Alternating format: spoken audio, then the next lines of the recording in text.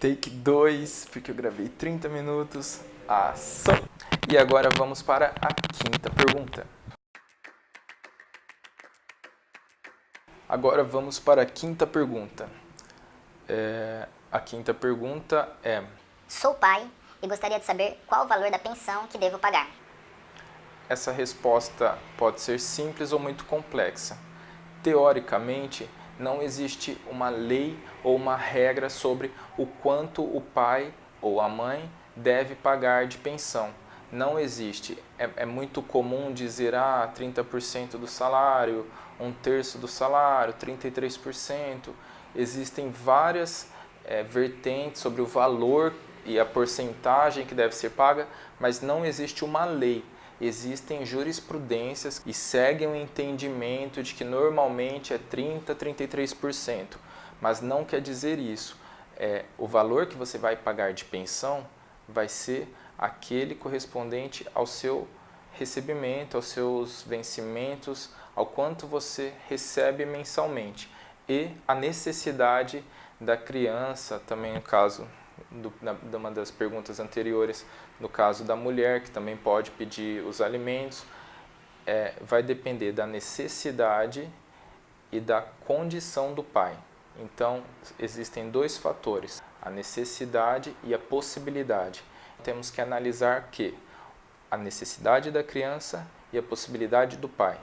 Então, vai ser sempre assim. Mas como vai saber? Para pedir pensão ou para pagar pensão, você precisa entrar com o processo na justiça. Qual vai ser o valor da pensão? Depende. E cada caso é um caso.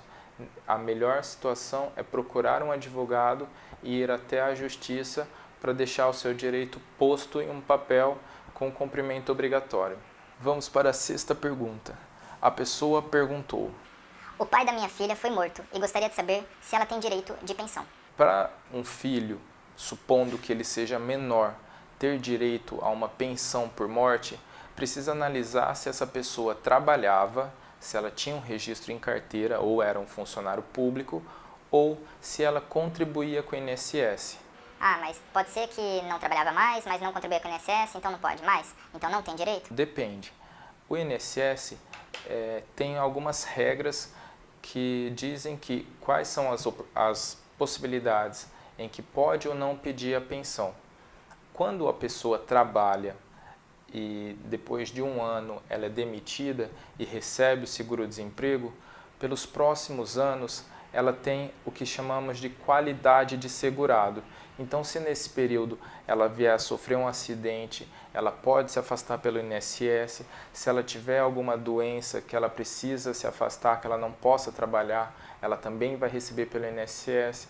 Se for uma mulher e ela engravidar, ela vai ter direito a auxílio maternidade.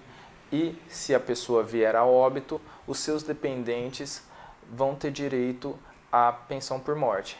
Mas e se a filha tiver 30 anos? Se a filha tiver 30 anos e constar como dependente perante o INSS, ela vai ter direito. Mas como eu vou saber se ela é ou não? Se ela for uma pessoa com algum tipo de limitação, com algum tipo de interdição, com algum problema que a torne incapaz, ela vai ter direito. Se ela for uma pessoa apta para a vida civil, ela não terá mais direito. Se for o caso de uma esposa que perdeu o marido, nesse caso, existem regras novas e essas regras novas dão um prazo para cada tipo de caso. Se você perdeu um ente e precisa saber se tem ou não direito à pensão, é importante você procurar um advogado para saber os seus direitos.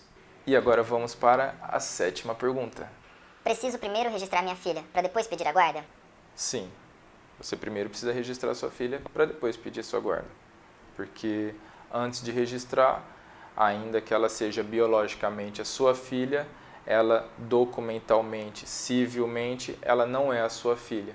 Então, para que você possa ter direito a pedir a guarda da sua filha, que esteja em qualquer situação que ficaria melhor com você, você precisa ir ao cartório e registrá-la. Mas tem o nome de um outro pai. Se tiver o nome de um outro pai, você vai ter que entrar com um processo para discutir a paternidade da sua filha ou da sua suposta filha. Certo? Sim. Quer fazer uma pergunta? E agora vamos para... E agora vamos...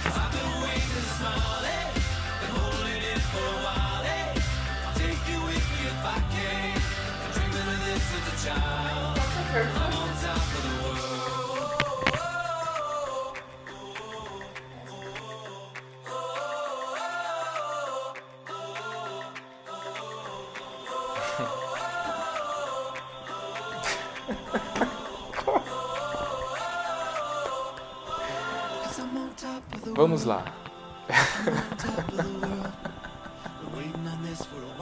Porque a pessoa escreve aquele peste. Eu consigo imaginar que ela tratou ele a vida inteira assim. Seu peste, você é um peste mesmo. Mas olha, que coisa. Vamos lá.